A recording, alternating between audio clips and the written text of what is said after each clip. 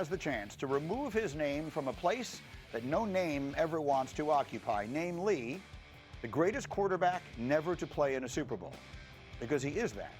And it's getting late early for his chances. Let me explain. Allen has already started 13 playoff games. The most that any quarterback ever started before making the big game was 12. Allen has thrown 25 postseason touchdowns. The most anyone else threw before making the Super Bowl was just 17. That was Peyton Manning, by the way. So Allen is well behind the curve, and candidly, it's not as though he can play much better. The numbers say he might be the best postseason quarterback ever.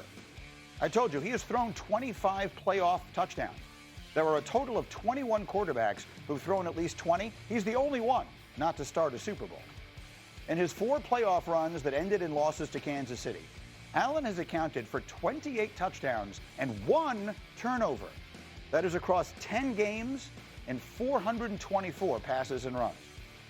His touchdown to interception ratio in the playoffs, by a wide margin, the best of all time. It's over 6-1. Mahomes is second at less than 5-1. In playoff history, teams that score at least 3 touchdowns with 0 turnovers are 140-19. Allen is the only quarterback to lose more than 1 of those games. He has lost 3 of them, all in the last 4 years, all against Kansas City. So the case on that part of this is closed. Josh Allen is the best quarterback never to start a Super Bowl. The open question is, being still only 29, is there still another level he can take this to change that? So that's what we're looking at as we start this season here. Let me get the guys together. Dominique, did you have an issue in any way with anything I said? I mean, it's hard to disagree with any of those numbers. I think his career is still very early. You have to mention guys, because most great quarterbacks get to a Super Bowl at least. But I think guys like Warren Moon didn't make it to a Super Bowl, but the numbers aren't nearly the same as what Josh Allen has put up. And, of course, Lamar Jackson's another guy, but he's a current contemporary. But it's hard to imagine that Josh Allen will be kept out of the Super Bowl for much longer, because to your point, he can't do much more than what he's doing. Well, that's the scary part of all of this. And the reality of it is, look, Warren Moon, through no fault of his own, his NFL career was shortened because the league was where they were at that time, and he wound up having to play in the Canadian Football League for a long time. And Lamar Jackson, whose regular season success has been equal to, if not even greater than Josh Allen's, his postseason performance has been nowhere near what Josh Allen's has been. Right, and I think when you talk about Josh Allen, you say, you know, he's lost 3 of those games, all the last 3 years, all to the Chiefs. You know, he hasn't lost. You know what I mean? Like, that's the thing. Rex says it. So Rex says it all the time. Josh Allen has never lost to Kansas City. Only his team has. Your defense can't keep them out of field goal range with 13 seconds to go. You know, the kicker misses a kick. Like Kansas City is on one of the all-time runs. And that's what Josh Allen has been up against. The Buffalo Bills are good enough to get to the Super Bowl. They just haven't been able to win that one game against that one team, and it's not necessarily all on him. So the question, Big Swagoo, is this the year? The Bills are favored in every game they play this year. The schedule for teams in the AFC East tends to be a little weaker, at least what we expect it to be as the season begins. Do you consider this Josh Allen's best chance to finally scale Mount Mahomes? Nope, I do not. He didn't lose to Mahomes last year. It was Lamar Jackson and the Baltimore Ravens. It's Joe Burrow a few years ago. Listen, Josh Allen is absolutely phenomenal, and you made a great case for him being the best quarterback to never make a Super Bowl. But we always tend to forget that these guys are technically bunched up at the top with Mahomes sitting at number 1. When it comes to Burrow, when it comes to Lamar Jackson, when it comes to Josh Allen. And what happens now is that we were waiting to see if any other quarterbacks enter the fray. This is no indictment on Josh. Josh is the quarterback who's played well enough against Pat, outside of Joe Burrow, who's beat him, to win. That's the notch that he has on Lamar Jackson right now. Josh actually can turn the film on and say, you know what? I outplayed Pat Mahomes, or I played to a level where my team should have been able to go and compete to win a championship. We've seen Lamar not play to that level. So that's the one side. But we've also seen Lamar beat Josh Allen in the playoffs. We've also seen Joe Burrow beat Josh Allen. And I get all of this talk about the team because I'm one of those guys. I play defense. I like to bring everybody into the fray. But that is not how we going to frame these conversations. We always going to frame them on quarterback against quarterback. So Josh has to get over the hump of one, getting an opportunity to play potentially Pat Mahomes, but also doing it and his team coming through at the end of the day because he's played well enough to get them into a Super Bowl already. I mean, Swago's point is right. It's about we're going to boil it down to the players, the quarterbacks at a certain point. But you can look through Mahomes' career and talk about all the different things that happened to allow him to have the success he had that he didn't have any impact on. You could do the same thing for Josh Allen for the deep ball to Kincaid, I think it was last year. That was catchable. The one to Stephon Diggs the year before, that was catchable. Like, he's doing the things. And then, of course, the 13-second one, which is one of the worst losses in postseason history. And the idea that you would put that on the quarterback's ledger obviously makes no sense, but that is the world in which we live. So the people in Buffalo will tell you they are championships. Yeah. But again, championships. Listen, man, for as good as these teams are, and as good as Mahomes has been in these Super Bowl teams we've seen win, everybody that plays football knows that it takes the bounce of the ball the right way. It takes a little bit of luck. It takes those one or two plays going your way. Sure. And the thing that is so crazy about what we've seen the Chiefs do is it always seems to work out for them. But Josh has had those opportunities, and they just haven't been able to execute them. We had a drop pass to Mark Andrews last year that might have sent game into overtime. So, again, it's all of those things. Yeah. Absolutely, as it always is. So, again, the folks in Buffalo like to tell you they're New York State's only football team. But we also talk about the Jets and Giants, so let's get in a New York state of mind. Dominique Foxworth, will Jackson Dart and Abdul Carter, looking so far so good, have to be super high? The expectation isn't that you have to win a Super Bowl. Honestly, I don't even think they have to win a playoff game. If Jackson Dart shows promise under Brian Daboll, there's no chance that they're going to bring in a new offensive mind to develop him. Of course, I think that depends also on Abdul Carter being able to help.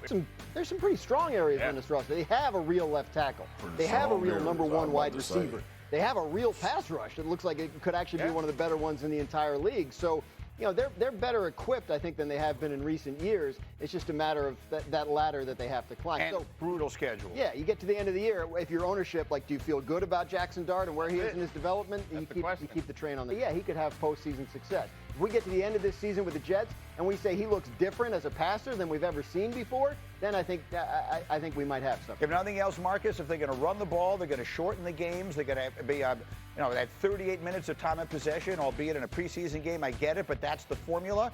Is Justin and the Jets going to be better than people think this year, Marcus?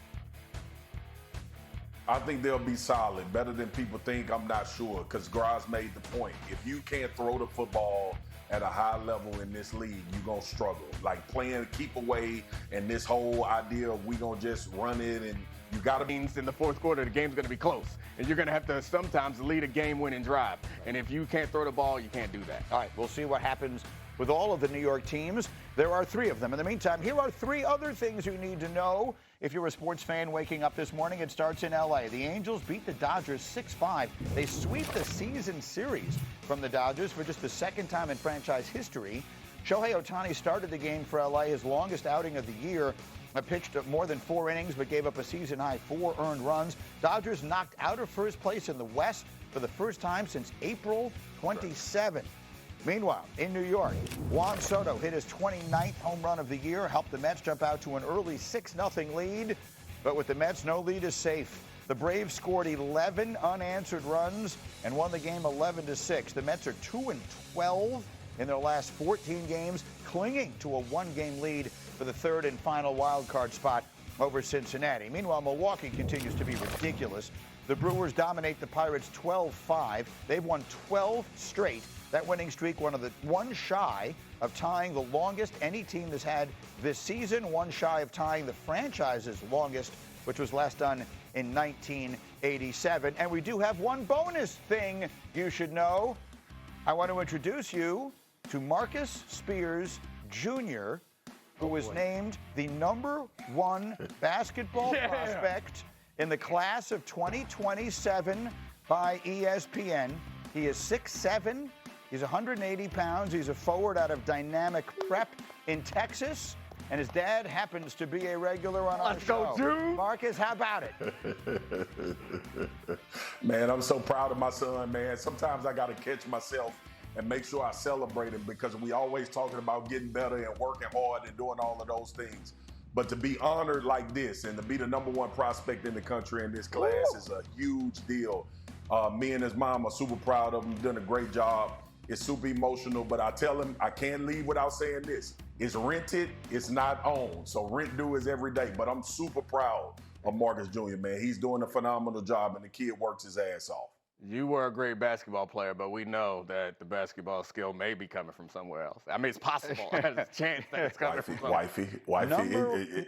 It makes all the sense in the world, Foxy. Wifey was like that. #1 prospect in the country. I love it. All right, we're rolling on. Back to the Cowboys we shall go eventually. Jerry and Micah continuing their war of no words.